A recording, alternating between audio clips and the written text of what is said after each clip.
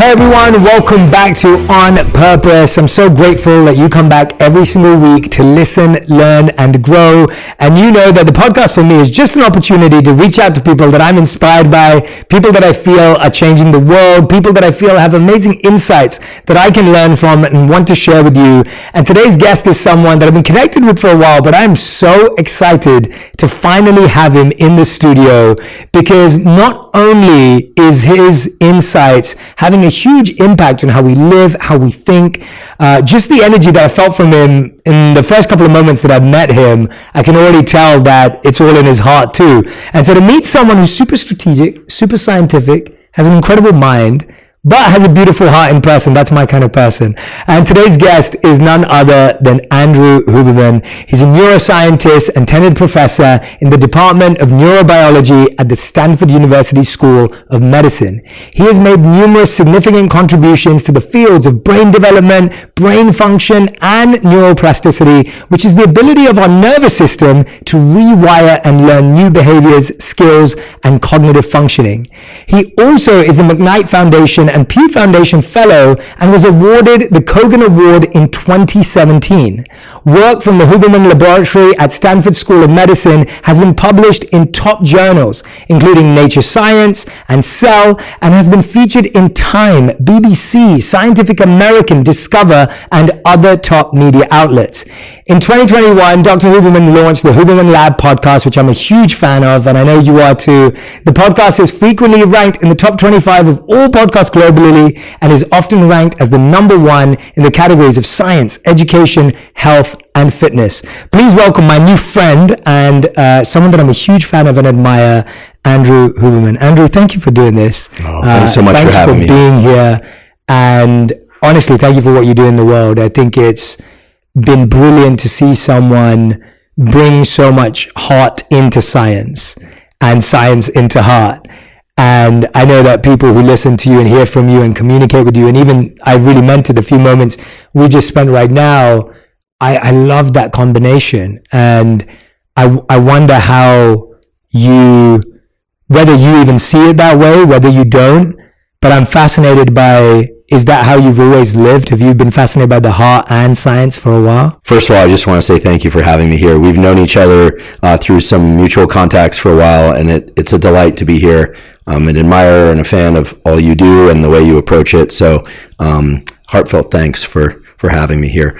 In terms of how things have evolved to where they are now, I don't have much of a mission statement, but I suppose if I had to pick one, it's to share the beauty and the utility of biology. Since I was very young, I've been obsessed with learning, and I've also had a compulsion to share what I've learned, especially when I think that the information can be of use to people.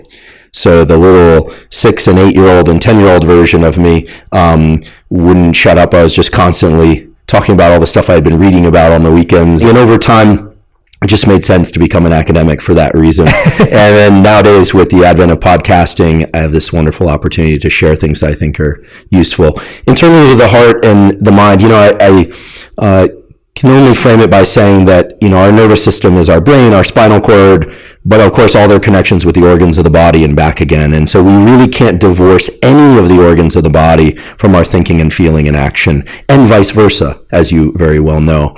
And then from a more personal standpoint, I have had the great benefit of training with mentors in science who really lived and breathed their science, but also had a deep sense of humanity. Each one of them had an eye or an ear toward things that were relevant to them. In one case, one with a particular interest in mental health and the struggles around mental health and mental illness. The other, just a person who just loved animals and the natural kingdom.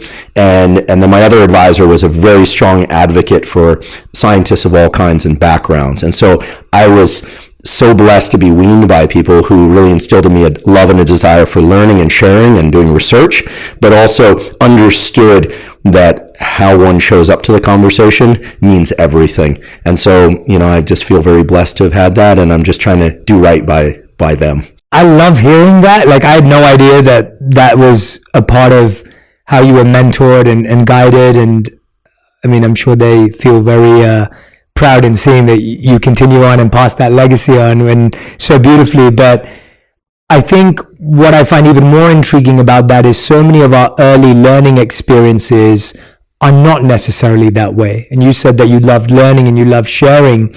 I think most people that I know, or at least that I talk to or I hear from in comments or podcasts, would say school was not an exciting place for them. Maybe they went to college or didn't go to college, but they necessarily didn't have a positive experience. Maybe it was filled with fear or doubt or judgment or criticism, or maybe there was a lack of confidence. That could have been not only from teachers in the school system, it could have been from friends or bullies or people in that environment. So what I'm fascinated by is our relationship with learning, because when I look at my relationship with learning too, I remember starting off having that buzz and spark, then almost feeling like I was forced to believe there were only certain ways you could learn. I grew up believing I didn't like reading because we were only encouraged to read fiction books.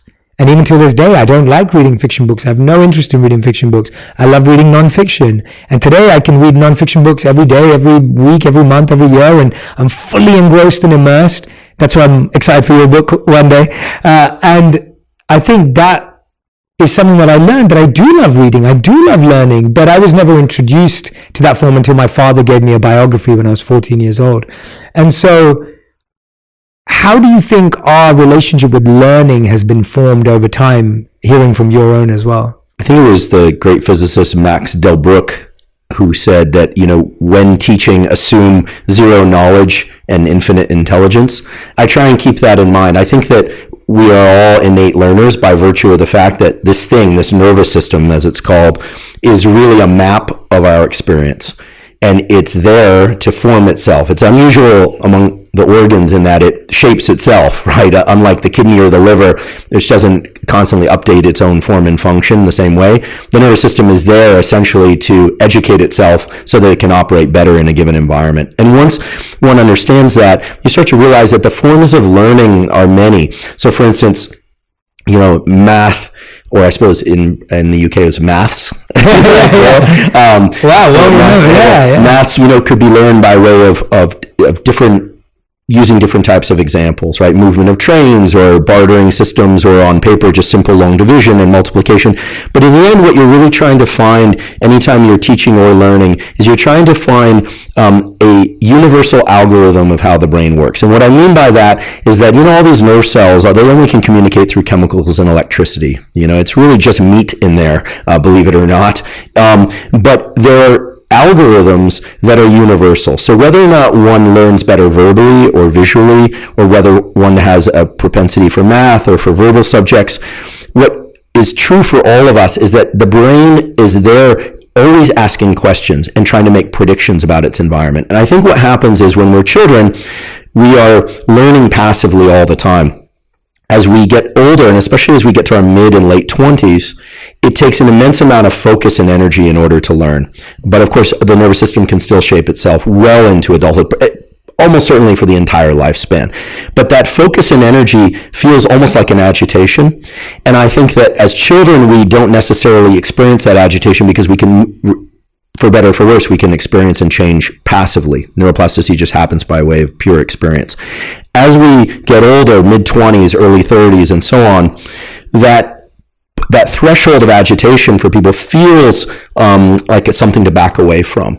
But if we can learn to approach that and understand that agitation is actually the circulation of chemicals, which is the brain and nervous system telling itself, aha, now I need to pay attention and change, we can start to actually modify the way that system works. So that's a bit of a convoluted answer to your question, but I think that at the heart of our nervous system is this ability, these algorithms by which it can change themselves.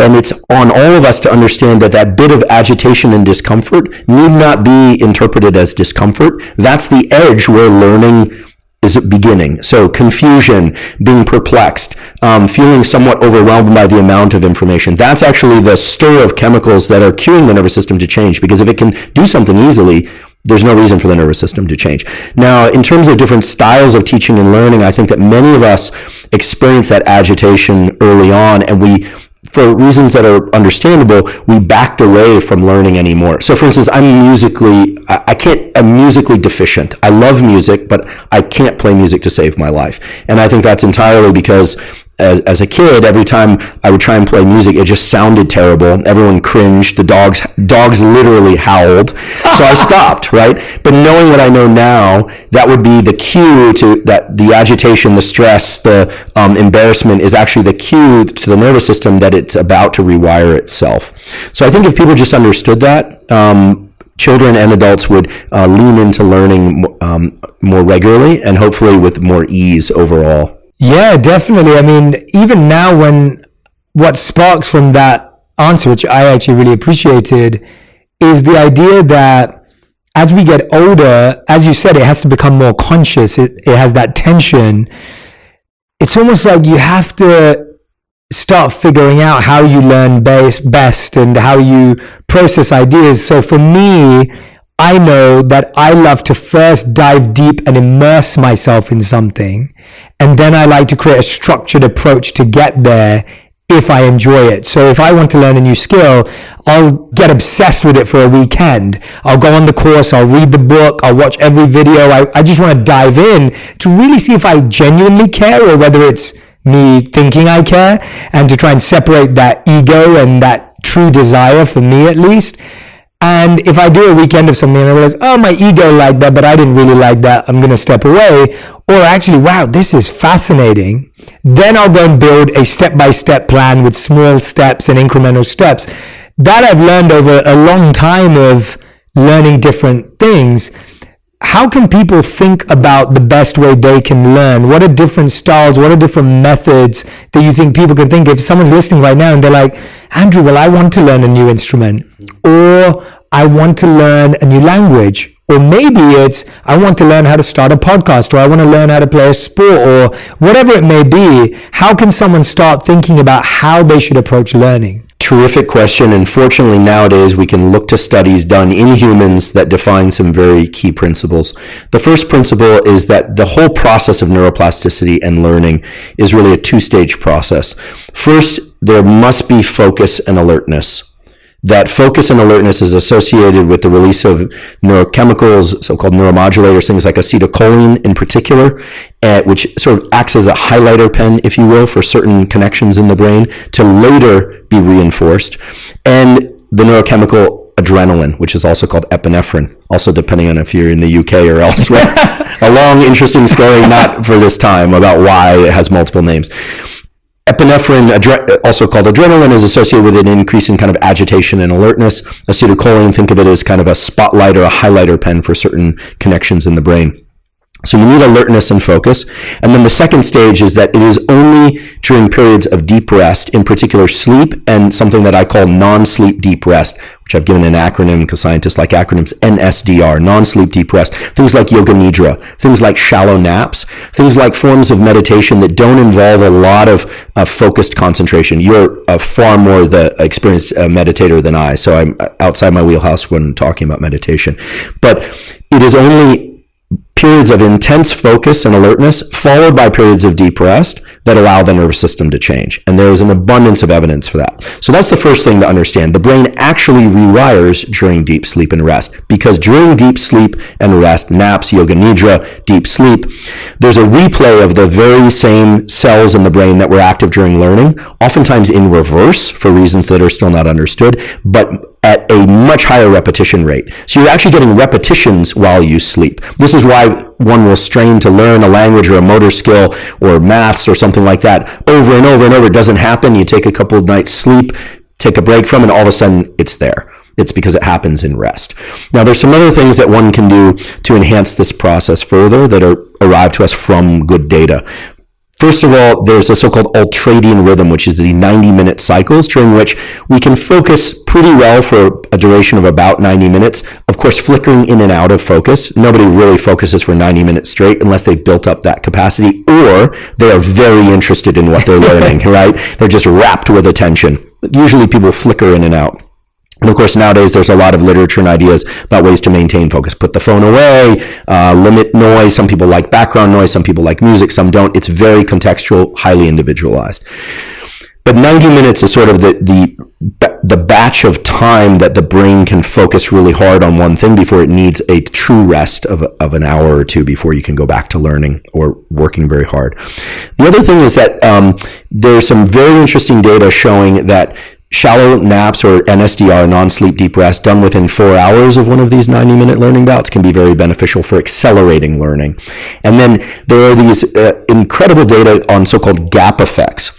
So there have been studies now of skills that are physical skills, mental skills, where people will, for instance, try to learn scales on the piano, or a math problem, or a spatial problem, or a physical skill, and then at random, every so often, a buzzer will go off and the person will just be told to do nothing. Sit there, eyes closed or eyes open, and do nothing. Just stop the learning process for about 10 seconds and then return to doing what they're doing. These are these little micro rests. It turns out that during those micro rests, the hippocampus, a brain area, as you know, that's associated with learning and memory, and the neocortex, also associated with learning and memory, undergoes replay of the thing that the individual is trying to learn at 20 times the speed, also in reverse, just as in sleep. And that can lead and has been shown to lead to accelerations in learning.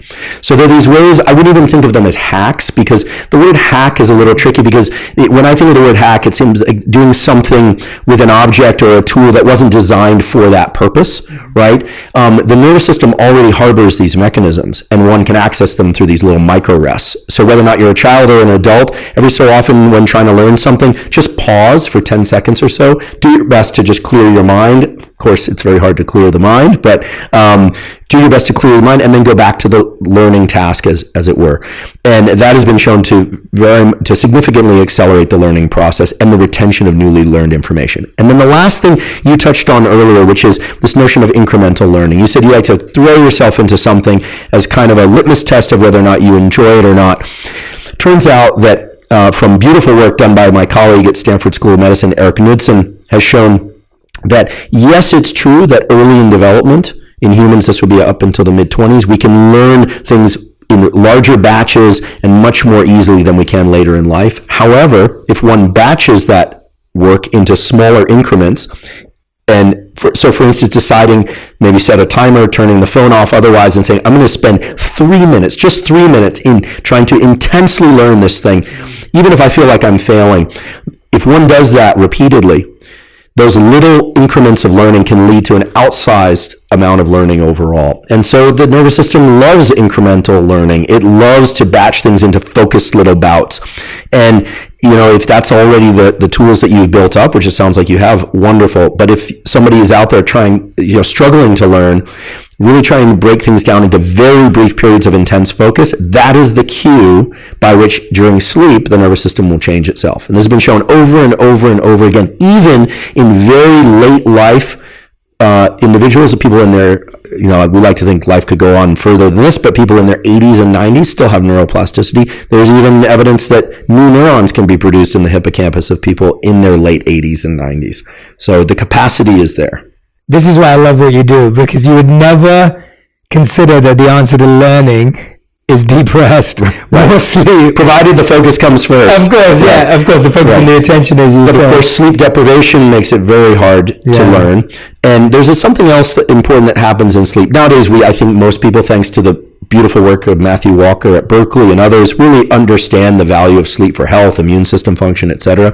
There's a stage of sleep, rapid eye movement sleep, that we're all familiar with, of course, and where literally the eyes are moving, that tends to come later in the night during the second half of sleep, where there's a tendency to have very emotional dreams, or at least dreams that are laden with a lot of emotional content of some kind. During rapid eye movement sleep, there's an inability to move the body. We call this atonia. It's literally a sleep-induced paralysis that's healthy. And a complete failure of the nervous system to release adrenaline, epinephrine.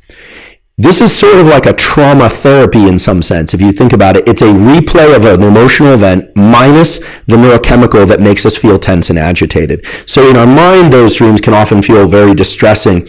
It's been shown that if you deprive people of rapid eye movement sleep, they fail to dump the negative emotions of things that happened the day before and the day before. And I think all of us have experienced the shift in emotionality that happens when we are sleep deprived, what ends up happening is that the little things seem like big things. But after a few nights sleep, we're okay. And there's no mystery to why that is anymore. I think almost every sleep scientist believes it has something to do with this built-in kind of trauma release therapy where you get to experience the thing in your sleep minus the neurochemicals that make your body feel terrible. And somehow that dissociation allows people to then step back into life with a clean slate. Wow. Yeah. No, I've heard those ideas before, but the way you just wove it all together is really special. What I'm intrigued by then is what's the latest science on dreams?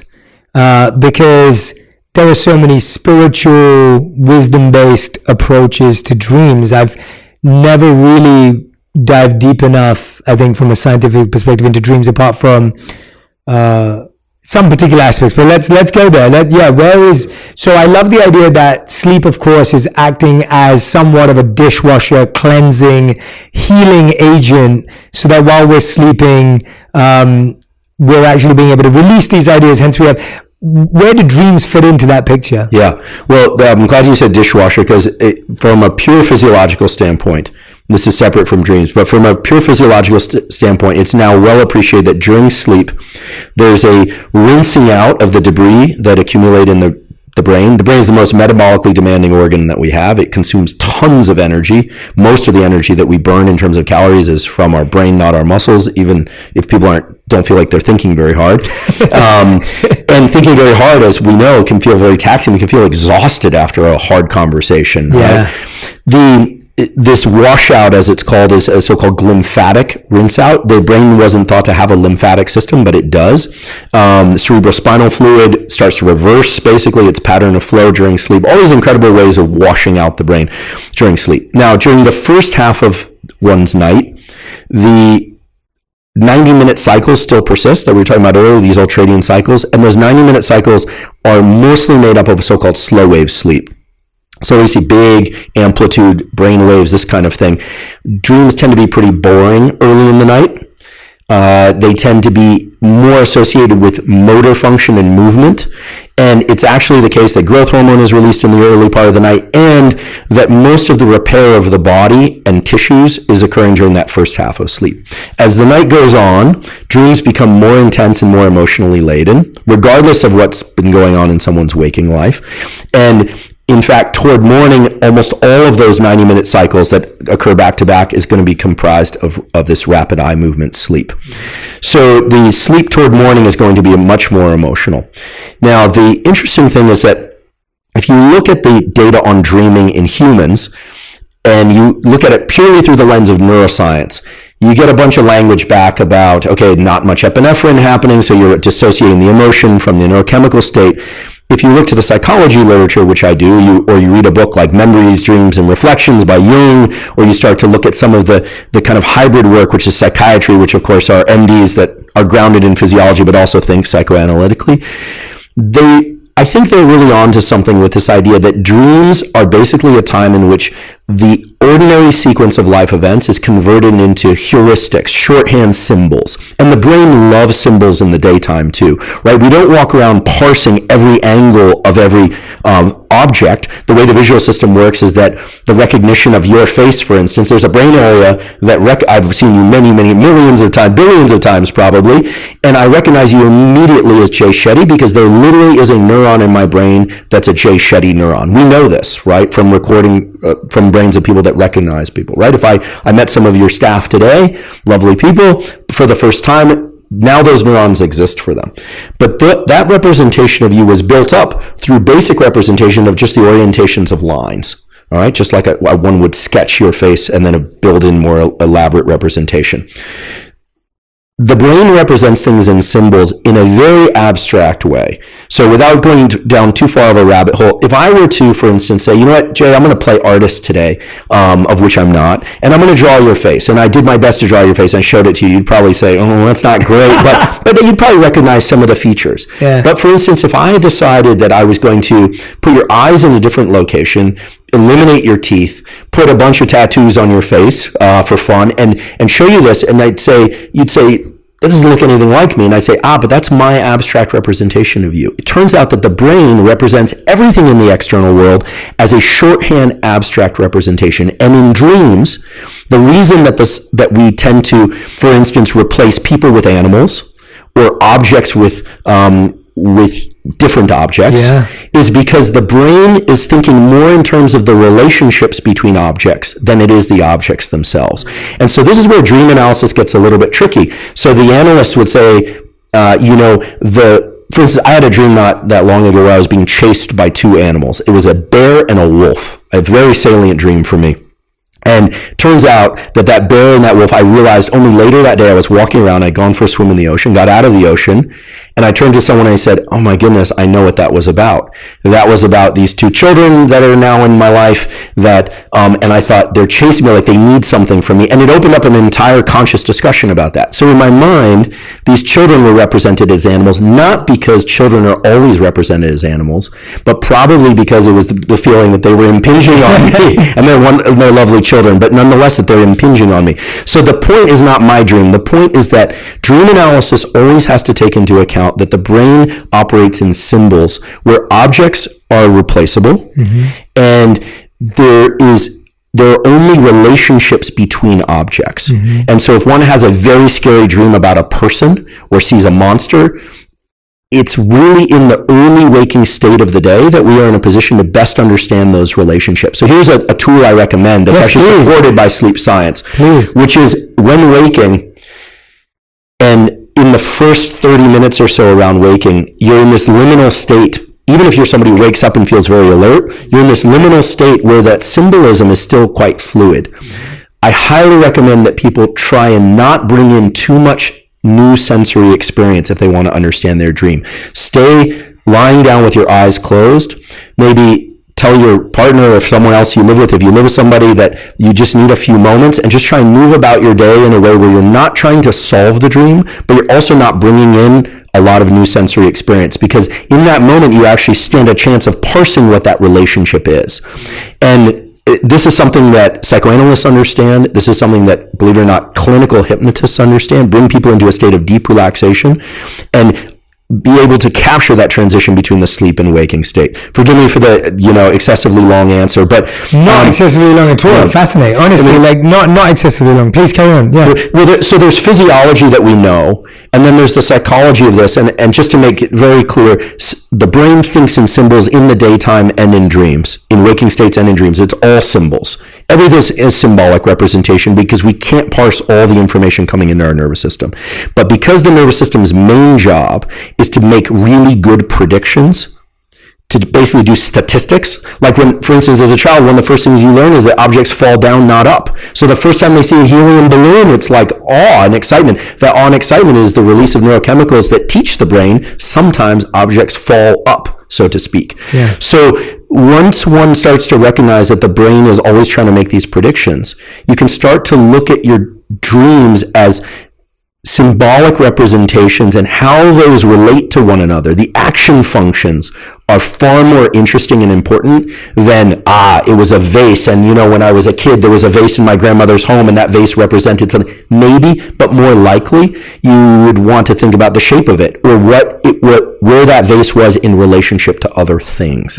Because that's how the brain works. It makes predictions based on context. Yeah. I hope that's helpful to people. If there are other theories of dreams, and I'm certain that there are that extend past this, I apologize for not addressing them. But I think for most people, just thinking about the relationship between objects in their dreams is going to be more useful than thinking about what exactly the dream was about, quote unquote. Yes, and I want to just say, please do not apologize. That was a brilliant answer, and it was so useful even for me, because I think you're so right that so often even people will ask me, they'll be like, hey, I had this dream, what does it mean? One thing we have not solved as neuroscientists is two things. One, why it is that people need to tell other people their dreams, because other people, unless it's a trained therapist, are useless. Of course. For helping unless they have intense knowledge of the symbolic representations in your life. We should all be doing this ourselves. And the other one is a kind of peculiar one, which there seems to be a need among many people that if they wake up in the middle of the night and they can't sleep, to wake up other people who are sleeping. But I haven't solved that one.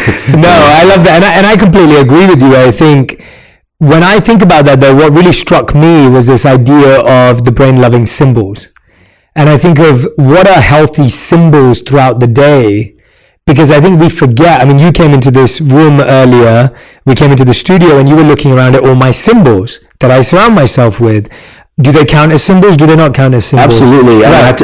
One thing I noticed immediately on walking in here is many things are beautiful and they have a lot of depth to them. And I have this obsession with anytime I'm in a new environment, provided that it's appropriate, I just have to sniff around and look at everything. I have to kind of know where I am in relationship to things. Absolutely. And I saw you do that, and I didn't want to bore you with the history of everything. I could send it to you. But the idea that I find as well, this environment has been sculpted with symbols that allow me to be present with someone, and what I hope will help others be present as well, or at least spark their curiosity and intrigue so that we can have that in our conversation.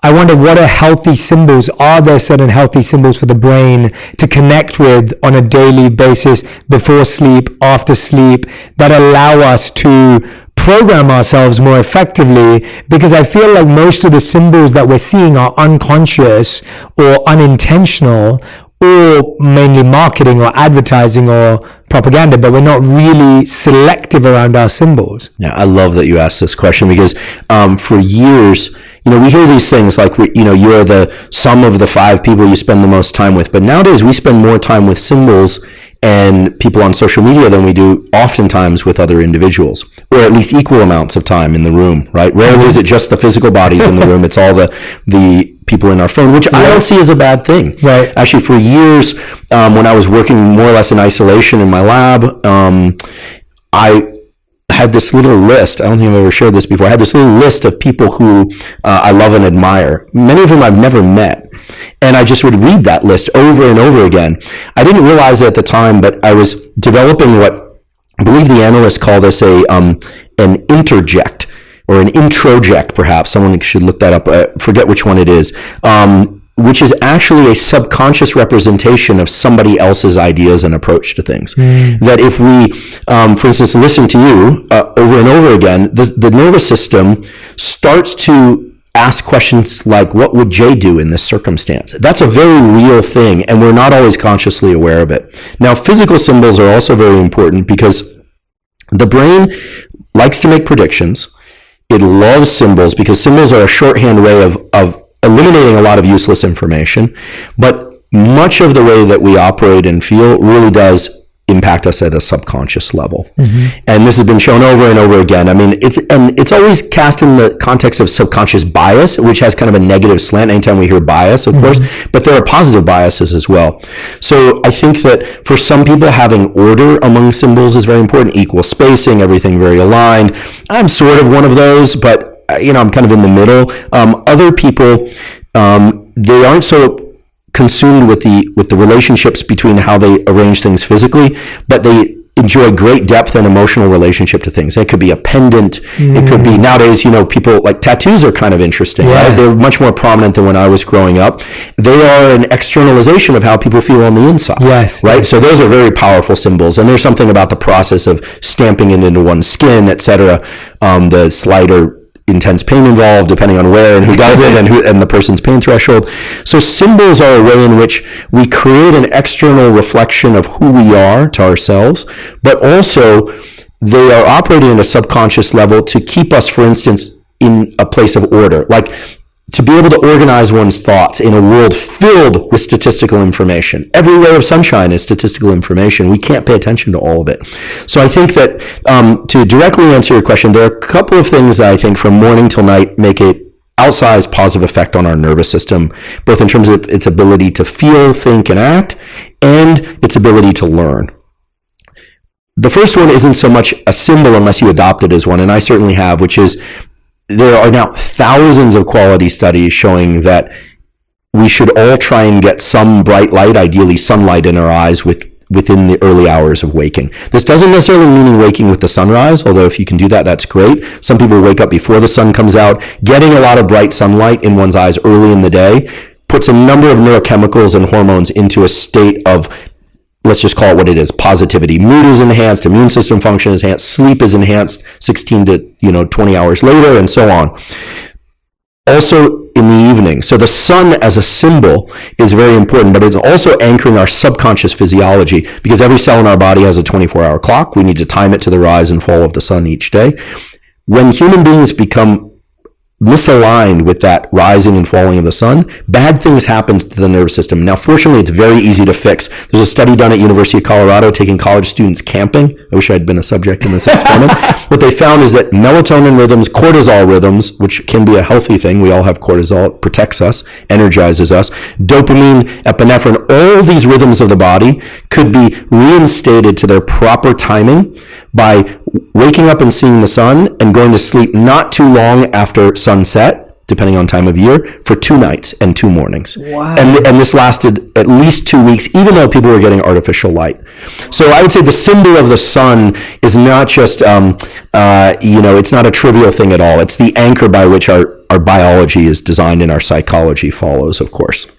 That's a brilliant one, by the way. Thank you. I think, many people who have trouble sleeping, many people who have mood issues, this enhances metabolism. I mean, I could list it on and on and on. Yeah. People will ask, so I'll just put it out there.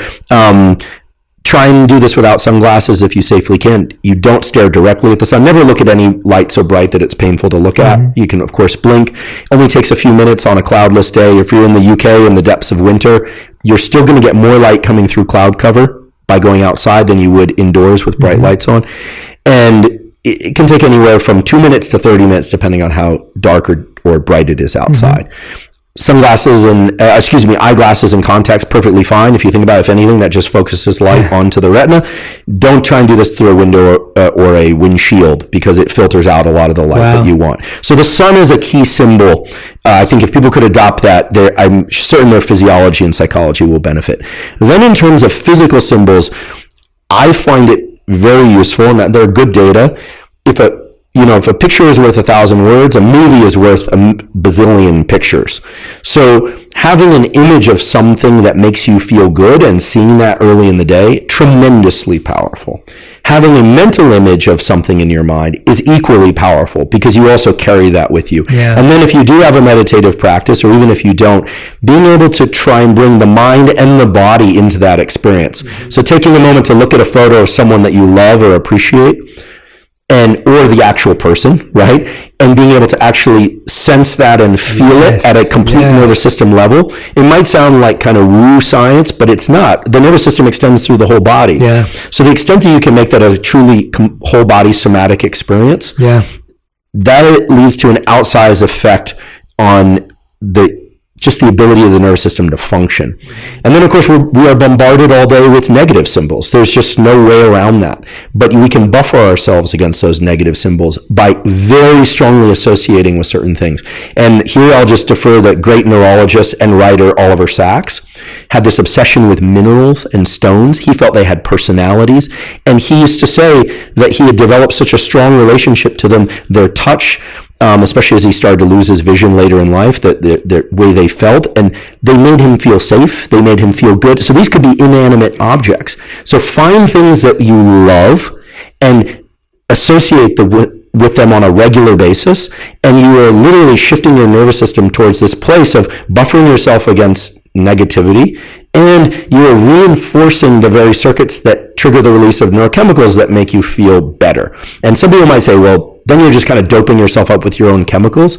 But as a last point here, the neurochemical dopamine is a very important and very misunderstood molecule. First of all, it is the substrate by which epinephrine, neural energy, is created.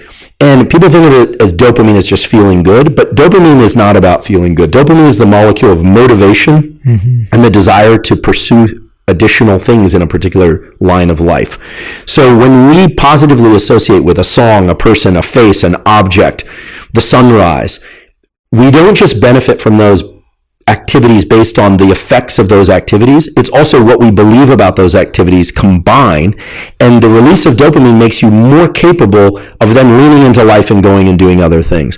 And so and these are not small effects, right? The effect of a small, even 0.5% increase in dopamine transmission in the brain is the difference between feeling like your life is bleak and you can completely attack the day in the positive sense. So fill your life with symbols. What's wonderful is that you get to curate what those are.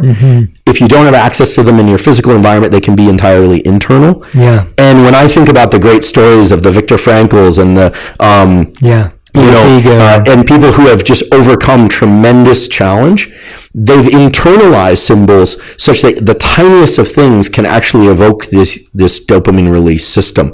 And dopamine is just a generic neuromodulator. It doesn't know anything about your experience. It only knows what you believe about your experience.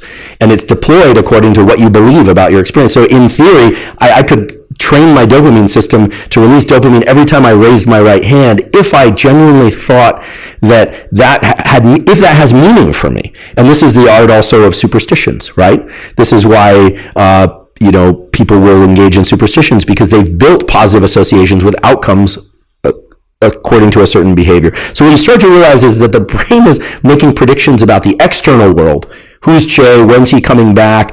What objects are going to be in the room this time versus next time? If I suddenly walk out and that painting over there, which I happen to love, is now on a different wall, my nervous system would notice that, but it's also making predictions about internal state. And a lot of depression and anxiety is about people feeling like, when they feel lousy, that lousy feeling is going to go on forever. Yes. The way to rewire this is to understand that making and controlling predictions about how you feel internally gives you a sense of agency.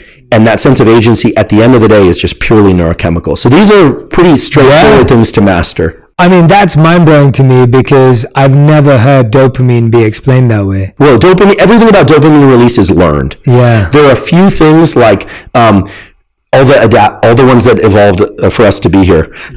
So associated with reproduction, food, sugar, there's a very powerful dopamine pathway in the brain and in the gut because sugar has a nutritive value, right? We should all probably be ingesting less of it, but it's a hardwired system. Food when we're hungry, warmth when we're cold, those are hardwired. But the dopamine system is designed to be trained up to associate with anything. Yeah. And this is how a guy like you can meditate for long periods of time and feel it. I'm guessing there were times in which it felt brutal, and there were times in which it felt incredible. Absolutely. This is how a guy like David Goggins can, punish himself with running it, over and over and over, and yet somehow he's inverted that dopamine circuit so that it feels like something he either wants to do, or that by overcoming the resistance to doing it, he gets a dopamine release. So dopamine is entirely a learned release system. There are a few things that trigger its release no matter what, I should highlight drugs of abuse. I was just about to say, anything can become an addiction. Cocaine, amphetamine, pornography, excessive dopamine release, and the diabolical thing about dopamine under those conditions is that the higher the dopamine release, the big amplitude dopamine, the bigger the crash, always. It's the way the circuits are designed. Yeah. Now here we're talking about self-training in healthy amounts of dopamine release, non-addictive amounts of dopamine release, or you could say mildly addictive patterns of behavior that serve us and the people around us well. And in that case, I think of that as kind of an adaptive addiction compulsion, and not one that we should necessarily avoid. Absolutely. I think that, for me, the way I differentiate that, and I think that's such a good distinction that you're raising there, because what you're basically saying is we could convince ourselves through the release of dopamine that anything's good for us, and hence it can lead to addiction, or it can be these aspirational positive habits for us. And I think the way I've been able to at least differentiate is that which is good for me that which makes me feel good after I do it, because that's that release of dopamine that I'm experiencing after I do it, is more important than that which makes me feel good before I do it. Oh, I love that. So I don't feel good before I go to the gym, or maybe before I meditate, or before I eat a healthy bowl of protein and food that's good for me, but I always feel good after it. I love that. And when I feel good before I stay up late at night and hope that we're going to have a great time, or I feel good before I eat a pizza, or I feel good before I have loads of sugar because I have a massive sweet tooth, but then afterwards I feel the pangs of it. I love that, and it proves that in your heart you're a neuroscientist, because there's something called dopamine reward prediction error. This was defined by, again, Wolfram Schultz and others, and it's an incredible thing, and it can be made very simple, which is when we positively anticipate something, there is dopamine release. I mean, just tell kids that you're going for ice cream and you're seeing what is, I'll now explain as reward prediction error. Now you get to the ice cream shop and it's closed. What happens is their dopamine drops below baseline before they were told they were going for ice cream. If they're going to the ice cream shop and they have ice cream, you might think then they get even more dopamine. But guess what? If the ice cream isn't as good, or if one kid, the ice cream cone falls and they don't get another one, what ends up happening is that dopamine is relative to where they were just feeling, it doesn't feel that great. Yeah. And so this is the diabolical nature of addictive drugs. People get a dopamine surge in anticipation of using, and over time they get less and less of a dopamine surge, but the punishment signal, as we say, that comes afterwards, the trough afterwards, goes lower and lower and lower. So it's like a asymmetric seesaw. It's not just back and forth. It goes dopamine, but then it goes punishment signal. Now you figured it out, because dopamine reward prediction error says that if you have less dopamine heading into something than you do afterward, that tells the synapses, the brain connections that were involved, to reinforce themselves and to engage in that behavior again. And this is also what happens with surprise. If you go someplace you're not expecting, you know what, like let's go to this place for dinner, I don't know, looks good, and it's amazing, you create a much bigger dopamine signal than if I tell you, Jay, I got to take you to this place. This is the best sushi in Los Angeles. It's incredible. That actually sets you up to not enjoy the meal as much. Yeah. So we all should learn to kind of control this dopamine knob. You've done it beautifully by simplifying it into making sure that you get enough happiness, thrill, excitement in retrospect. That's the way to wire in healthy behaviors. And I've never actually heard it put as succinctly as you, because academics are not trained to be succinct, as you can tell. But I think if everyone kept that in mind, they would do themselves a great service, which is try and ask whether or not you had as much or more pleasure in the aftermath of something as you did during, and you get two benefits. One is you can avoid addictive type behaviors. And the other, because you avoid that crash, if there's a dopamine release after, there's no crash. And the other is that you'll have a tendency to return to that behavior over and over again. This is also why I think a lot of people enter new relationships. And there is a well-established dopamine surge with the early phase. Everything feels possible. People feel like people will go out and make purchases. They're kind of manic, right? And it's a very exciting kind of mental illness that we all enjoy from time to time. But then people start to enter the phase of real challenge, or oftentimes real challenge. And if they can't make that transition seamlessly, and they constantly focus back on how great things were, and they look at the differential, it can be a kind of a dark picture. And then people have to start working on trying to reignite, so to speak. But the bigger the dopamine surge at the beginning, the bigger the crash. So I think that a wonderful model for relationship is also to temper that dopamine release. Spread it out over time. Try and spread it out over 50 years and you're home free. Now, I'm not an expert in relationship, but it is absolutely clear that dopamine is the hallmark of human bonding. Then, early on anyway, then come the oxytocin and all the feel-good warmth molecules, because dopamine fundamentally is about accessing things that are outside your immediate experience. It's reaching for things beyond the confines of your skin. A degree, money, a relationship that's developing and that you're working on. Whereas the serotonin and oxytocin system, which I think most people have heard of, are feel-good molecules that are associated with things we already have. Knowledge of how wonderful our partner is. Knowledge of how much we love something, or how much we appreciate the meal that we had. So it's not that dopamine is bad and serotonin is good. These are molecules that have been built up in our system over time to allow us to establish new relationships of all kinds, to things and people and to ourselves, and then to sustain them. But those big dopamine peaks early on are very, very dangerous. And we need to learn to temper them and just spread that out over time. It's a resource, and we need to learn to calibrate that resource. Andrew, you just blow my mind again and again and again, because there are so many long-held beliefs that I have, or techniques or tools that I've built, or mindsets that I've created and that I share and coach and pass on from the studies that I've done. But I get so much joy out of seeing deep study support those ideas. I think I want to unpack a lot of the things you said. The first thing I want to say is my new claim to fame is that you said I'm an honorary neuroscientist now. So, I'm going to... You think like a neuroscientist, because to be able to batch things in time that way is a unique skill. I'm not saying this for flattery, but it makes you feel good even better. But the fact of the matter is... I was being funny, but I'm grateful. But most people think about experiences as one thing. Yeah. We went to Costa Rica. It was amazing.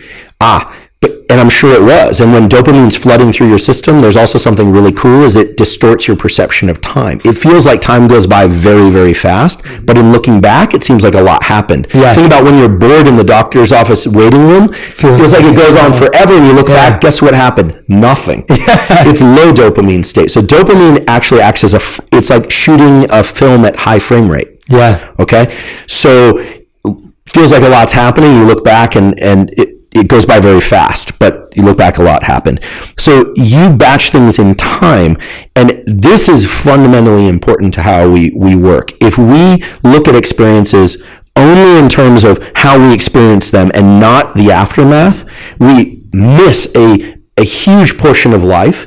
And more importantly, we miss the opportunity to access the right behaviors and thoughts. Yeah. We can be very misled by things like dopamine.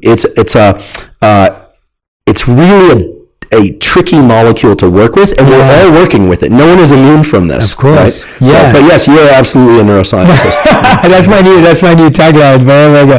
No, I have such a fascination with neuroscience, and I hope that at one point in my life I create the time and space to deeply study and study alongside it. We should do an experiment. It's genuine a desire in my life. So I'm not just... It has a mind-body lab, Ali Crum's lab, which is all about beliefs and how beliefs shape our physiology. My colleague David Spiegel in psychiatry studies hypnosis and brain states and beliefs and mind-body. So Stanford, of course, does all the hardcore, rigorous stuff around molecular biology, genetics, et cetera, deep sequencing. But we also have a collection of people there that are very interested in mind-body, so we should design an experiment. Yeah, definitely. Yeah. I'd love to. That's music to my ears. Unpacking more of what you said, what I find so interesting is that you said, obviously, this painting that you like behind me, and then you said if it was in another place, then, it takes a bit of time to reconfigure and recalibrate, what's going on here. And when you look at our lives today, so much of the anxiety that we experience is based on change, or the lack of being able to predict, as we talked about, or unpredictability. And we've long known, kind of like what you were saying before, we've long known that, things will not always stay the same. We realize that change is the only constant, that uncertainty is the only certainty. Like, we know these truths, yet we love holding on to predict. Even for me, like when I walk into this room, I do predict that these things will remain on the wall and the mics will be here and Homer will have set up the lights and there's some predictability there which creates security. But as we all know, shifting and being good with change is so integral. What do we do with that? Like, how do we start opening up and being more comfortable in the discomfort of change? Not just growth, but just change and shifts that we don't expect and predict. Yeah, I think two ways. One, I'll just go back to this fundamental feature of the nervous system, which is it's trying to make predictions. So the reason why change is stressful, even positive change, believe it or not, is quote unquote stressful. I agree. Is because of this and the release of adrenaline and associated molecules with any time things change. I mean, if you look, the psychologists have worked this out. There's a hierarchy of stressors. And of course, at the top of that hierarchy are awful things that we don't, I think at the top, to be honest, I think death of a child is perhaps the greatest stressor. Divorce, death of a loved one, these kinds of horrible things that we wouldn't wish on anyone. Then as one goes down, not too far below, you see things like moving to a new home or apartment. Yeah. You think, well, that could be a great event, right? Yeah. Birth of a new child. And you think, well, wait a second, I thought that's supposed to be one of the greatest joys in life, and indeed it is. But it's stressful to the nervous system because so many things have to be reconfigured, not to say anything about the lack of sleep with a newborn and this kind of thing. So change is always going to force our brain to make more assessments of our environment. One of the things that we can say about the brain for sure is that once it learns something, it likes to not have to think about it. When you walk, because you already know how to walk, you don't think right, left, right, left, right, left. But when you learn how to dance a new step or something of that sort, or a new skill, sports skill, you have to think about it, and it's work. And anytime we have to think about behaviors and they aren't simply reflexive, that work, as we call it, it's a combination of the release of things like adrenaline, epinephrine, in the brain and body. I should say from the adrenals in the body, but also in the brain, from a little brain area called locus ceruleus that acts as kind of a sprinkler system for the brain to kind of wake up all brain areas, saying, okay, let's pay attention to a lot of stuff here. Very basic system, but very fundamental system. It's literally a wake-up system for the brain. It works in parallel with the release of adrenaline into our body. Now, one way to deal with change is to simply know this, right? To understand that if one feels stressed or agitated around a new move, or you have a partner who's really stressed about a new move, even though it's exciting, it should be exciting, that's perfectly normal, because what they're experiencing is this increase in agitation and alertness. And it also makes it harder to enter deep, really relaxed states because the brain is in a mode of predictions, making predictions, what's happening next, thinking. And one of the things that's key to falling asleep each night and replenishing our ability to think and make predictions is the ability to turn off thinking. This is why I'm such a fan of what traditionally was called yoga nidra, which literally means yoga sleep, lying down. It's a form of meditation, as you know, and with breathing, etc. I certainly want to point out that I have no desire to rename any of these ancient practices. These are beautiful practices that have been built up over thousands of years. The reason I call sometimes batch yoga nidra with so-called NSDR, non-sleep deep rest, is that unfortunately, both in science and in traditional cultures around some of these behaviors, the language has become a barrier for people to try them. I'm not trying to wash away any of the wonderful culture and tradition around these. I want to be very clear about that. But ultimately, it's about accessing a state of mind, as for anyone that's listened to a yoga nidra script, and I should say I do nidra every day. I have for almost a decade now. It's without question, along with viewing morning sunlight, the most powerful practice I think I can recommend to anyone. It is about, as you always hear in a classic nidra script, you move away from thinking and doing to being and feeling. Now, what is that? If we take a neuroscience lens, what is this thinking and doing, being and feeling? It's about shutting down of the prefrontal cortex, which is making predictions. What's happening next, right? As we move into sleep, you enter that kind of liminal state where things become disjointed, right? A cat flies through the room and then you might jerk yourself awake and it's kind of odd, but that's the state of not thinking and doing and just being and feeling, being in one's pure somatic experience. So I would say, in order to move through change, designate 20 to 30 minutes each day to put the brain into a state of non-thinking, non-doing, and into a state of quote-unquote being and feeling. So not making predictions. Now, the tricky thing is when one is stressed, that's especially hard to do. Yeah. And this is why I think, what was it, Thich Nhat Hanh said, who said, when stressed, meditate every day, but when stressed, meditate twice as long. Right? When I don't think I have time, that is almost when I need to make the time. Yeah. It's a skill. And so this ability to turn off thinking enhances one's ability to enter sleep, which is vital for mental and physical health, obviously, learning, etc., for reasons we discussed. So develop the ability to deliberately disengage from thinking and doing, and do that during periods of low stress. Right? 20 to 30 minutes a day, even 10 minutes a day of just learning, teaching oneself and practicing the art of turning off prediction is an incredibly valuable skill. Wow. And then the other one is to just understand that we're being bombarded with contextual change all the time. I love Instagram. I teach science on Instagram. I see you there daily. Yeah. And so scrolling on Instagram is an interesting experience because in 5 minutes, you can look at 1,000 different contexts. The human brain has never dealt with that kind of change before.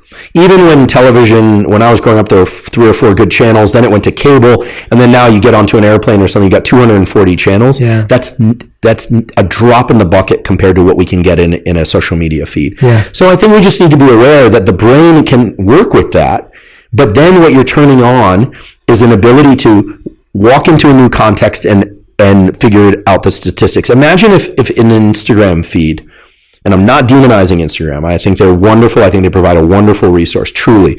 But imagine if we walked out of this room and it was a completely different landscape. It was a jungle. Then we turn the corner and go into what I would think was the kitchen, and it was the kitchen of some Thomas Keller restaurant in New York. Turn the corner, and all of a sudden we're underwater. That's social media. Yeah. And we can cope with that. That's the metaverse. Yeah. So if I think about it that way, then I think if we can cope with that, then we can cope with transitions in so-called real life with ease. Now, some people have more situational awareness than others. They walk into an environment and they're sensing all the things. Other people walk into an environment and they're very good at narrowing their attentional spotlight. The latter group actually has a bit of an advantage. They probably wouldn't be so good as a special operator in the military that has to develop situational advantage, or a police officer or a teacher, but they're going to be immensely good at one-on-one interactions because they can make the room disappear. And so we need both kinds of people, and we all need to learn how to sort of brighten and broaden these attentional spotlights and narrow them as well. And I'll just briefly say we are old world primates, as it turns out, and we have the capacity to do what's called covert attention. Yeah. I can pay attention to you, but I can also notice that in my periphery there's something else going on. So I've got 2 spotlights now, but I am dividing my attention. We can't do 3 simultaneously.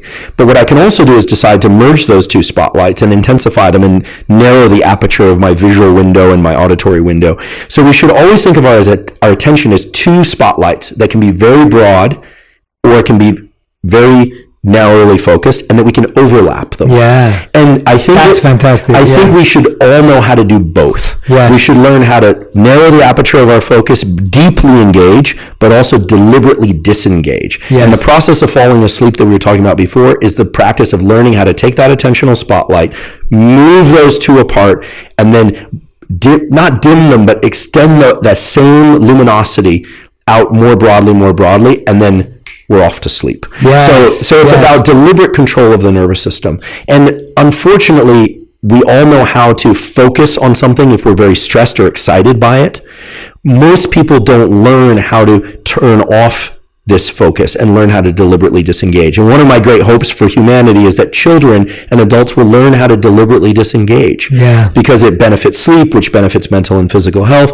And also, if you think about it, most of the bad things that we do to ourselves and others, and that people do to one another, most, not all, but most, are from a heightened state of reactivity, where we're just not conscious. Yes. And that's because our aperture, our window of attention is too narrow. We're not taking into account the full space and time of what we're thinking about. Yeah. And as a last point, space and time are linked in the brain.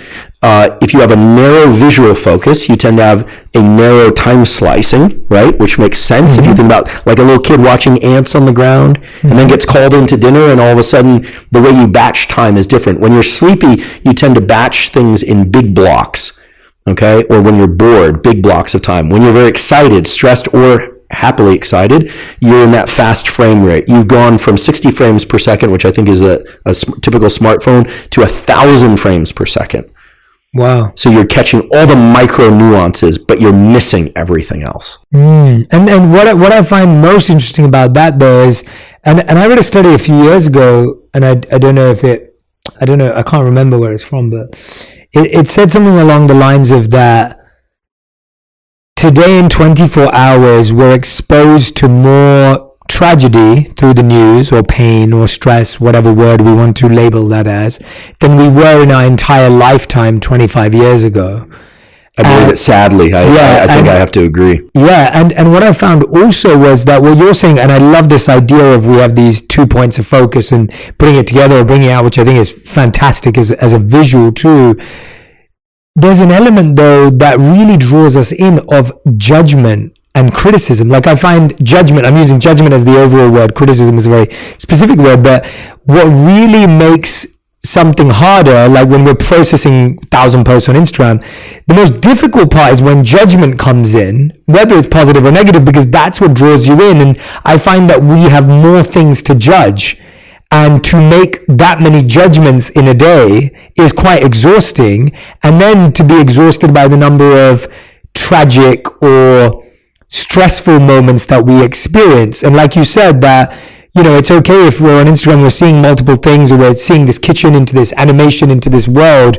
But when a lot of it is painful, to deliberately disengage but remain connected to reality, I feel like that's somewhere where people feel like they're in no man's land. Yeah, and it's a particular challenge now with the number of images and movies that can come at us, and I think that here I'm not one to usually talk like this, but I think much of building a good life is about both honoring and challenging the asymmetries of our nervous system.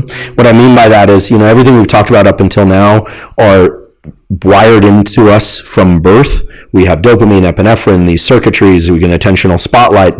We show up in the world with that, and we have to work with them. We also need to acknowledge that there's an asymmetry to learning. Before we talked about the gap effects and the two-stage process of neuroplasticity, there are exceptions. The exception is learning of negative things. You only have to touch the hot stove once, or metaphorically speaking, the hot stove only has to touch you once before it changes you. So there's one trial learning of negative experiences. Now, once we understand that asymmetry, and once we understand that negativity actually has a bit of a stronghold on our nervous system, then I would hope we would accept the idea that then we have to work a little harder to counter that, or maybe a lot harder, in the same way that so-called highly palatable foods, which is now is kind of science geek speak for unhealthy, highly processed foods, because there's some, I do love fruits and vegetables, and there's some wonderful baked goods, let's face it. I love croissants, so I don't want to demonize highly palatable foods, but I think we would all do well to eat healthier foods, and they are not as rewarding in the short term as some of these highly palatable foods, right? And especially to the young nervous system, there's a milkshake or candy just tastes better to these kids than vegetables, for reasons that are hardwired into the nervous system. But we know that kids need their fruits and vegetables probably more than they need candy. Okay, so we have to all learn to counter these built-in asymmetries in our nervous system. And as adults, we probably thought we had it made, but then now we're bombarded with all this negative imagery. And so the key is really the symbols that we were talking about earlier, to really build in positive symbols and internal symbolic representations. What I mean by that, not just physical things in our environment and people, but also how we hold those things inside is so important. And I think this is what comes to this notion of intentions. It's work. Right life and right action and all these things that we hear about, it's work. It's working against the tide that is pulling us toward negativity. That's in fact, there's a study that was done in the 60s. It was published in the journal Science, which is an excellent journal, the Apex journals. They had people with stimulating electrodes in their brain for reasons related to neurosurgery. These people could stimulate multiple areas of their brain one at a time, and then they reported how they felt. So that the human would stimulate and they'd feel drunk, or they'd stimulate another area and they'd feel happy. They'd stimulate another area, they'd feel sad. It's fascinating. We learned a lot about the human brain from these studies. The brain area that people preferred to stimulate the most, this is really going to upset a few people, was the one that led to anger and frustration. Wow. And you think to yourself, well, that's just terrible. Are we just doomed, right? Yeah. No. Well, it turns out that anger and frustration is a signal to the brain and body that you need to do something in response to that. Usually move away or move forward and sort of enter an aggressive state. That's trained, right? That's like habit. Like that probably comes through in habit. Yeah. I think this is why I spend more time on Instagram than I do on other social media platforms. But listen, I'm not embarrassed to say, you go on Twitter and it's a more combative zone. Yeah. It's just the nature of the beast there. It's a more combative zone, in part because there are a lot of academics on there. It's more combative. So I notice if I log on to Twitter, I already get a little bit of an adrenaline surge. It's like, all right, you're ready to fight.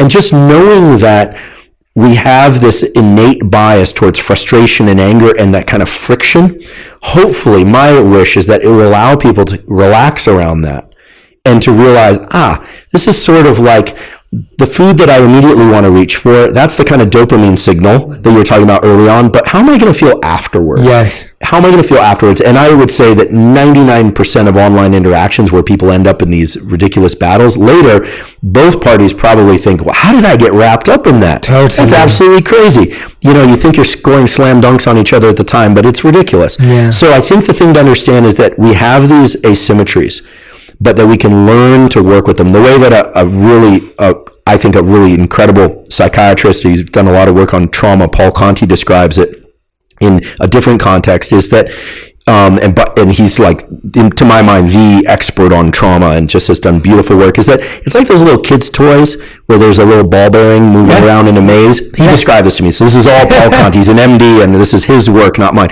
his words. There are times in which we are like that game where just a slight shift and all of a sudden the ball bearing goes down the chute.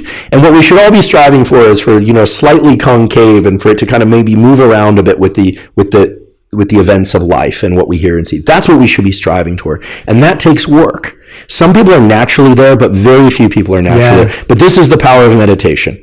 This is the power of non-sleep deep rest. This is the power of good sleep, or most nights. This is the power of excellent social relationships. This is the power of mindsets and intentions. That stuff, gratitude practices.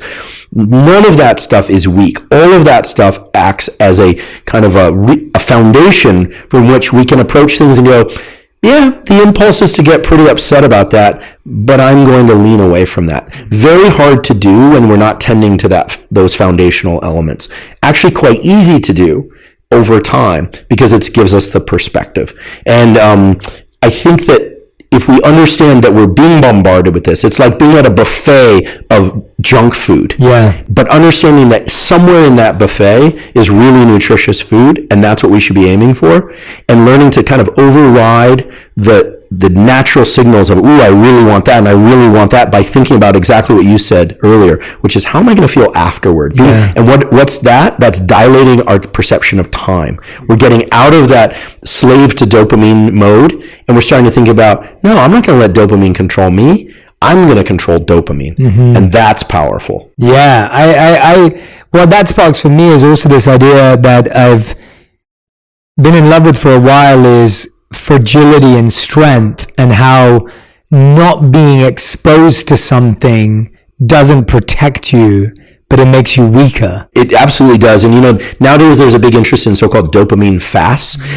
I think they have their place. If people have been engaging in things that are high dopamine evoking behaviors, there is a place for this. This is one of the routes to sobriety. Beautiful work by my colleague at Stanford, Dr. Anna Lemke. She wrote Dopamine Nation. Incredible book about dopamine in the context of addiction, but all kinds of addiction.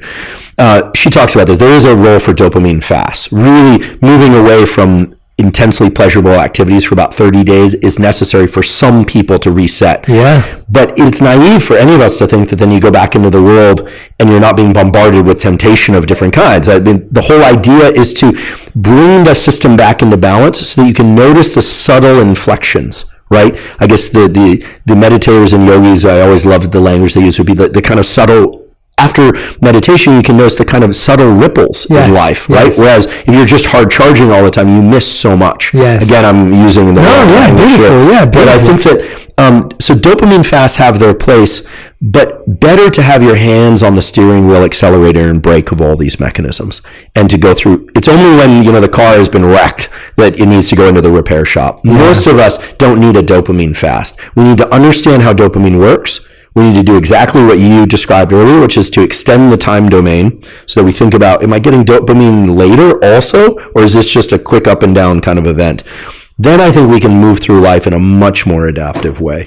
And then you mentioned, obviously, when we talk about relationships, we talked about how dopamine is there at the beginning, but then we're talking about serotonin and oxytocin, these inner feelings, which I love that description also of like how dopamine is this pursuit of external things, and oxytocin and serotonin are more about how we feel what we have. I think that was another great visual, and I love how you speak in symbols more than like it's I really, everything you've been sharing today, I can visualize it, and I really enjoy visual learning. And so when you were speaking earlier about how you can visualize a symbol even if you don't have it physically. And even when you said that to me, I'm like, oh, that's really fascinating. That dopamine is that, oxytocin and serotonin is this.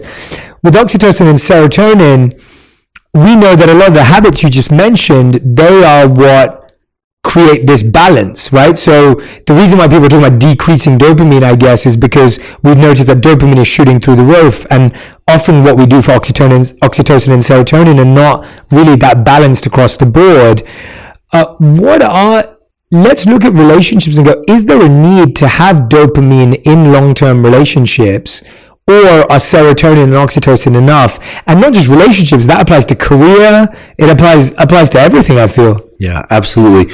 There's a wonderful book about this written by a psychoanalyst in a slightly different context. The book, the title of the book is Can Love Last? And it's an interesting book. It operates on the premise that when we first meet somebody and we want, this is in the context of a romantic relationship, and we desire a romantic relationship with them, it's very much about objectification of the other person. And I don't mean objectification in the traditional sense, but we don't rely on them yet. Yeah. Right? We only rely on the ability to pursue and get them, right? Or for us to pursue them. However, to like us. Exactly. Yeah. But we don't rely on them for safety at all. If that evolves to become a romantic relationship, right, with trust, then what happens is there's a true dependency there. If one person were to leave for any reason, die or leave or cheat or break up, it is truly devastating to the safety mechanisms of the brain and body, right? It's a reactivation actually of a lot of the machinery that was designed for attachment between infant and parent, right? Just as an important aside, all the work on attachment that was done by Bowlby and Main and others in psychology of deliberately taking babies away from their mothers and then reuniting them and evaluating the responses, batching them into all that circuitry isn't lost as we grow up. It's repurposed for romantic attachment. There's no question about that. No question about that. We just operate in the different domains of anxiety becomes about waiting for a text message as opposed to, mother to come back in the room or nursing, etc. So same circuitry reapplied.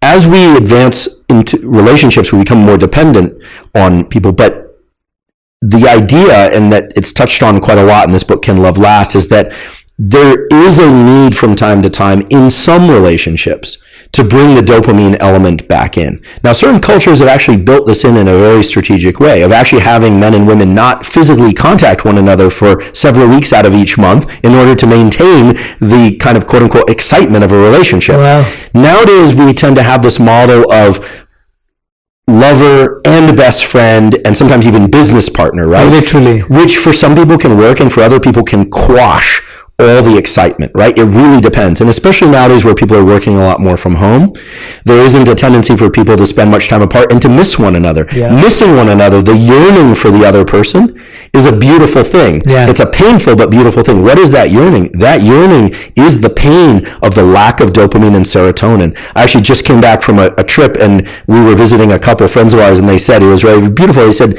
they've been together a long time. They said they've had 3 nights apart in their entire relationship. Wow. And one of them got sick during that time apart. And I thought, that's beautiful. Now, for some people, that's a beautiful model. For other people, that would be excessive, and it actually could eliminate a number of the positive neurochemical features of the relationship. Yeah. And there's a lot of variation around.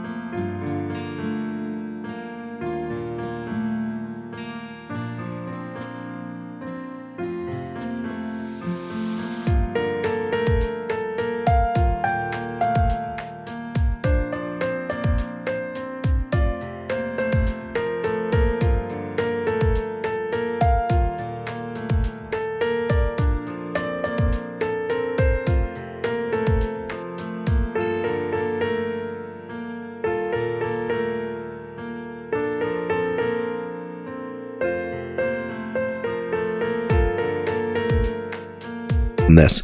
So dopamine is required to quote unquote re-up the excitement in a relationship. How is that achieved? Well, dopamine is the molecule, as you recall, of reward, prediction error, of novelty. So doing things that are not expected is great. Routine is great for serotonin and oxytocin. Predictability routine, predictability, same thing.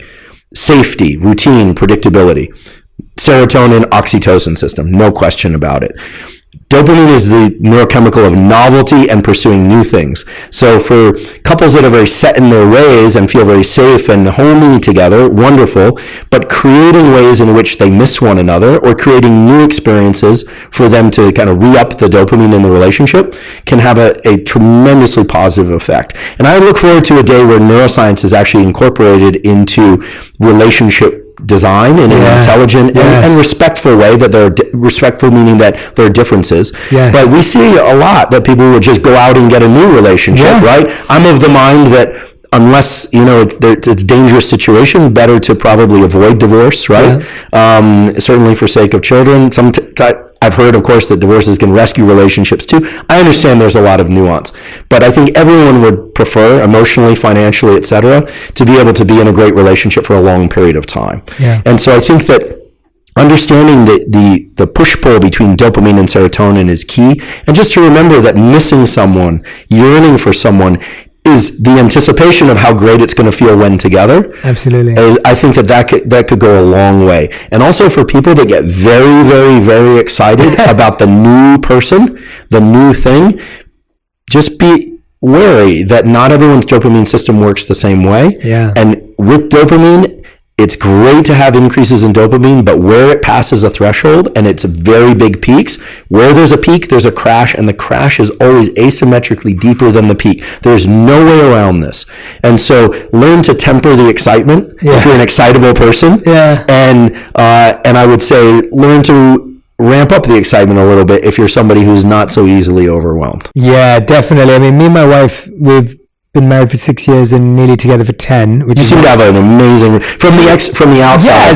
I would say I always like to clarify that I don't think, I grew up wanting a Hollywood romance, and my views of love were defined by movies and music, and I realized that is not what love looks like at all. And my wife has been a great teacher to me in that space of showing me what a beautiful relationship can look like, but it doesn't look like how we think it is. And I think often when people see me and my wife, they may think we have that version too, and I'm very careful about the idea that we have a fantastic relationship, but it isn't fantastic for the reasons that TV or movies has convinced us that relationships are good.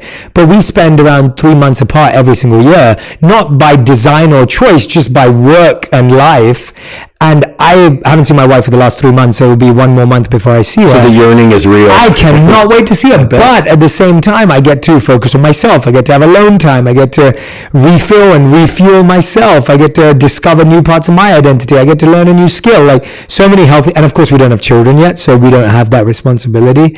But going to what you said, I see so much value in how we can be open to these ideas. I think that's the point, that it's not about there's one size fits all or one right way. But I want to shift, Andrew, with our conversation to something you brought up earlier, because and if you don't feel comfortable talking about it, we don't. But I heard, and I've become aware that you have tattoos. You have symbols. Tim Ferriss outed me on his podcast. Thanks, Tim. I do. I grew up a child of an academic, and but then when I was a teenager, I got involved in skateboarding, punk rock music. I still have a lot of friends in that world. So the photographer for our podcast is from DC and Nike Skateboarding, Mike Blayback. I have good friends in that world. Become friendly with guys like Danny Way, and it's amazing. One of the greatest skateboarders of all time, by the way. I mean, he and I aren't close friends, but we become friendly. And for me, that's I grew up in that, and those were cultures that made a lot of sense to me given where I was at the time, and that have always felt to me like my first non-biological family. So I started getting tattooed pretty young, too young, and I will say to all of those out there that are thinking about it, think carefully. They are permanent.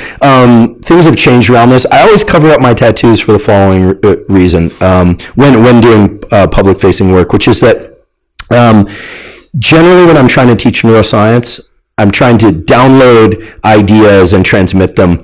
So I just want to avoid any distractions about the symbols that are meaningful to me, because they just aren't relevant in that context. Sure. I have a good friend who explained it this way. He said, well, maybe tattoos should be an important part of the hiring process, because rather than covering them up, if you have a lot of tattoos, it is evidence that you can sit still for a long period of time while in intense pain. So that's brilliant. I'll also say this. I was fortunate to know good tattooers. A good tattoo, there's a range out there. Yes.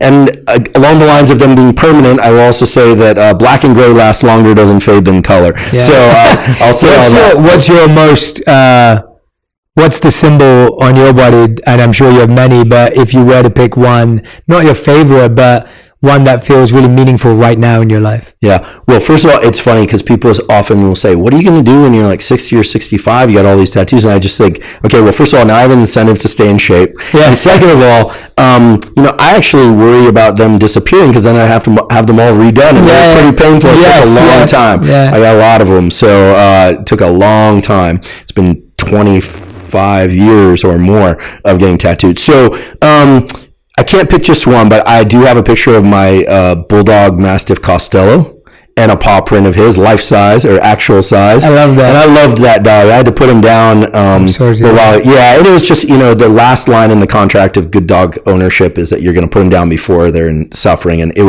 actually turned out to be a beautiful transition. I did it, in a beautiful location. He went easy, and I don't want to talk about it too long because I'll cry out of love. I notice I still cry when I think about him, but it's not sadness. It took me like 3 months to realize. I was like, I always cry when I talk about Costello. I want to cry, and I realize it's because I love him. The feeling isn't sadness. Totally. He had such an incredible. But that's that symbol that creates a physical response. I feel it in my heart right now. And anyone that knows me, I loved that dog like crazy. So there's that one, and then. And I don't want to focus on negative things, but again, it's a feeling of love. I talked about these 3 advisors that I had earlier. I was blessed with amazing advisors. And sadly, first one died of suicide, second one cancer, who I was very close to, my third one cancer. So the morbid joke among people that know me is, you don't want me to work for you. Now I can make that joke because all 3 of them had an incredible spirit about life. So I actually have all of their initials or symbols of them tattooed on my body, and I miss them every day. But I also, I think there is something powerful to embedding something in your body. Some people wear pendants. Obviously some people decide to get tattoos. I've been encouraged at times. People are like, just show your tattoos, be out there with them. I want to be very clear. I'm not ashamed of them at all. I'm proud of them. Oh yeah, I don't think that at all. Yeah, but for me, if I'm teaching or I'm trying to be an educator, I really want to emphasize the information. I also think, listen, the world's a complicated place, and we can't always control people's interpretations of why we do things. Yeah. So for the young people,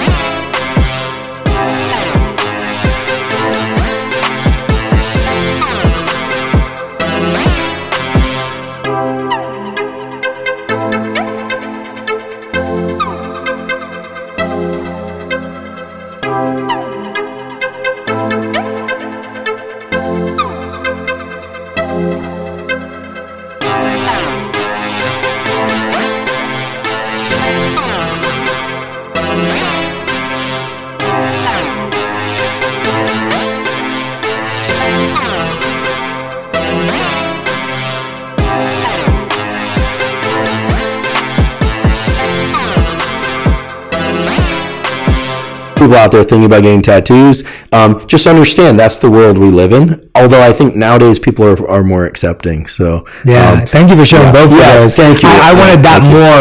I just appreciate hearing about, because we spoke about symbols and that for that reason I really wanted to understand the symbols that for me, something about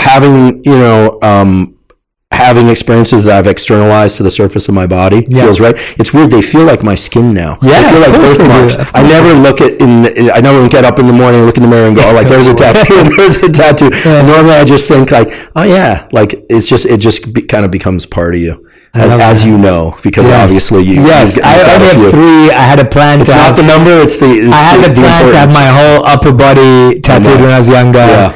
and then I became a monk. So I haven't had any since. Yeah. But so I got my first one when I was 16, second one when I was 18, and then the last one when I was like 21. Okay. And I did them all, and then I became a monk, and then I haven't had any since. Yeah. And my wife's been the other way around. Like, since we've been married, she had one before we were married, now she had like 7 more. So she's well, it's like I don't wear any jewelry except to watch. But tattoos for me have been it's been a fun journey, and I'm 46 years old now, so I plan to keep going. I love that. Yeah, there's at this point it's I suppose it's neuroplasticity. It's built into me. Yeah. Andrew, you've been so kind, gracious with your time.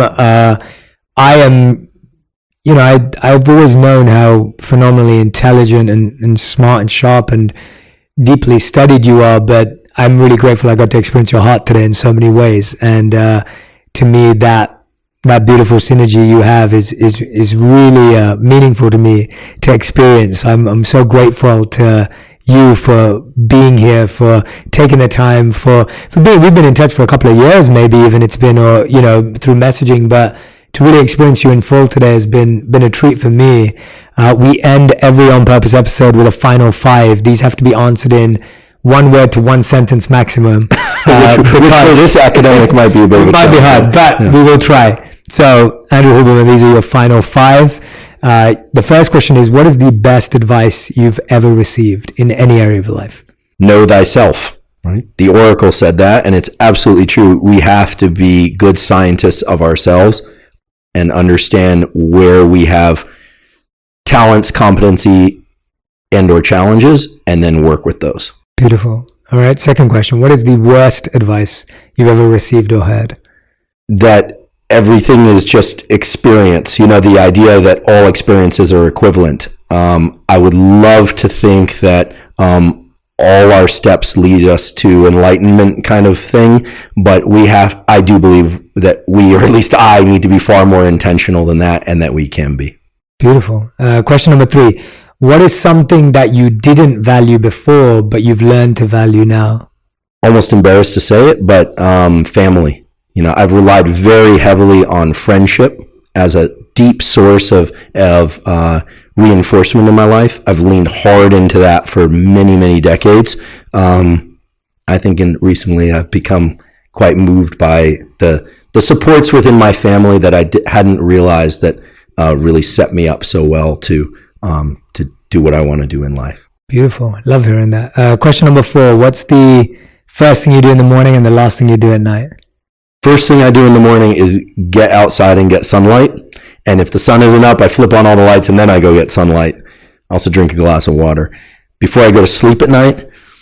Yoga Nidra? You're not doing that at night. You're doing that throughout the day. Yeah. I think about those 3 people I was talking about before. I do every night. I just think about them. I don't know. It's been a long time now that accumulated over several decades. And I think about them every night. I love that. I don't even think to do it. I just do it. I was just trying to. Yeah, I lost one of mine mentors. The others are still alive right now. One of them to stage 4 brain cancer, and just a couple of years ago. And I when you said that, I was like, I know what that feels like. So yeah. All right. 5th and final question. If you could create one law or set one habit that everyone had to do every day for the rest of their life, what would it be? I think I know what it's going to be, but I'll have to ask you. Well, since most people will assume it's sunlight viewing, I'll just assume they're doing that anyway.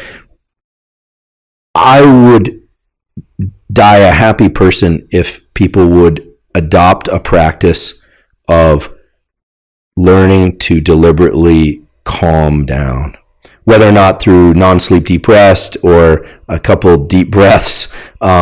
Find a tool, because I really believe that much of the misfortune and pain of life could be avoided if people learn to calm down. I also know that there's a lot more joy to access when we do. Andrew, you're phenomenal. You blew my mind multiple times today. I hope this is not going to be the only time that we hang out. We agreed the first time we spoke that the podcast was an excuse to build our friendship. That's right. I feel like this is a podcast episode that I would highly recommend that everyone listens to again, takes notes. When you make those notes, try and find those elements that you want to put into practice. I would highly recommend that everyone who's listening to this episode go and subscribe to and listen to Andrew's podcast, which is a wealth of wisdom in everything we've discussed today. Today we've tipped the tip of the iceberg. We've dived into so many different areas. You'll find episodes on every single aspect of what we've discussed on his podcast. Highly recommend that you go and check it out for the episodes that really connect. We didn't even dive into your incredible work deeply on vision or on sugar and diet, and we didn't even get to go there, and we'll do that hopefully another time. But please make sure that you tag Andrew and I on Twitter, maybe on Instagram, to let us know what connected with you, what resonated with you, what is something that you're going to try this week because of this episode, how those habits are going. I love seeing you put these ideas and insights into practice. That is the whole goal of living a life that's on purpose. Andrew, I thank you from the bottom of my heart. Express my deepest gratitude for doing this. And yeah, any final words, anything you want to share that's on your mind or heart that you want to put out there in the world? Over to you. Thank you. I want to genuinely say thank you. Again, we've known each other somewhat at a distance for a long time now. It's been a tremendous pleasure.